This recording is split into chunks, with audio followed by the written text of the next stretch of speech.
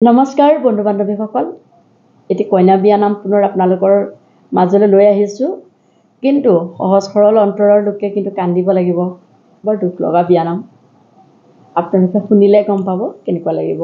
গতিকে মই আৰম্ভ। ফুল যদি থাকে ফুলনি শুৱনি, ছোৱালী থাকিলে ঘৰ শুৱনি, ফুলৰ ডাল ডলিলে ফুল দাং কৰি, বাইদেউক বিয়া দিব ঘৰ দাং কৰি, ফুলৰ ডাল ডলিলে ফুল দাং কৰি, বাইদেউক বিয়া দিব ঘৰ দাং কৰি, ফুলতে ফুলিলে কেইবাটাও ৰং, কেইটামান কথা কম নকৰা খং, বিয়া হ'ল যেতিয়া বোৱাৰী হ'লা, বহুত কামৰ বোজা দায়িত্ব পালা,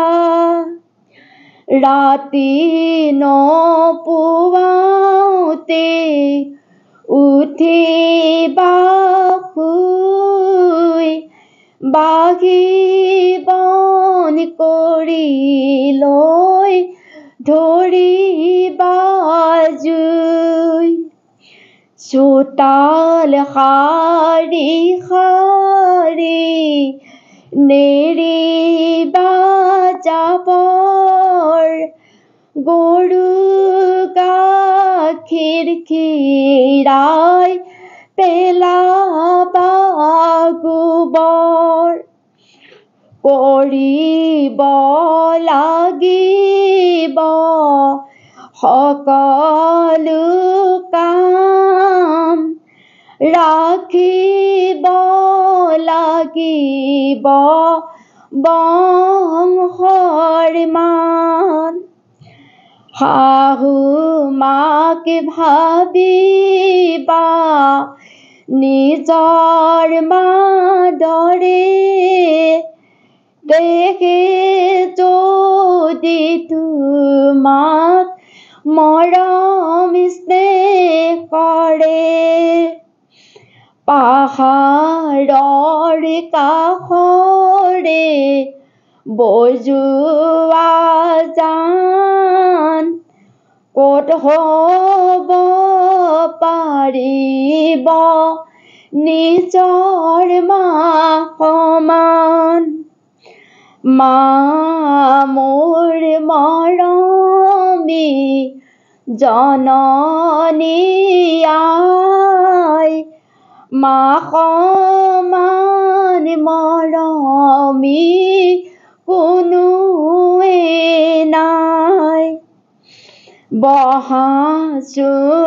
মাও চৰণত ধৰো, তোমাৰ পদৰ ধূলা শিৰলৈ তোলো, সৰুৰ পৰাই মা মোক কৰিলা ডাঙৰ, বিদায় ল'ব খোজো নধৰা জগৰ,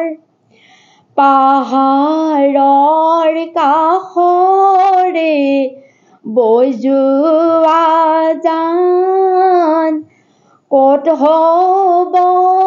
পাৰিব দেউতাৰ সমান, দেউতা মোৰ মৰমৰ সদায় সপোনৰ আজি বিদায় বেলাত নধৰা জগৰ দেউতা তুমি মোৰ পালিত পিতা তোমাৰ বিহনে সকলো মিছা দেউতা তোমাৰ ঘৰত নাথাকো আৰু কাইলৈ পৰা দেউতা নেদেখা কতো পাহাৰৰ নিজৰা ধীৰেৰে বয় শুনাচোন বাইদেউ দেউতাই কি কয় তুমি গুচি গলে শুনা মাজনী উদাং হ'ব দেখোন আমাৰ ঘৰখনি তথাপি মাজনী নাৰাখো তোক ৰাখিলে মানুহে হাঁহিব পাহাৰৰ নিজৰা ধীৰেৰে বয় শুনাচোন বাইদেউ দাদাই কাইলৈ পুৱাই ভন্তি যাবি গৈ তই কেনেকৈ থাকিমনো ঘৰখনত মই পাহৰি নাযাওঁ মই ভন্তিটোক কিবা কষ্ট পালে জনাবি মোক সেৱা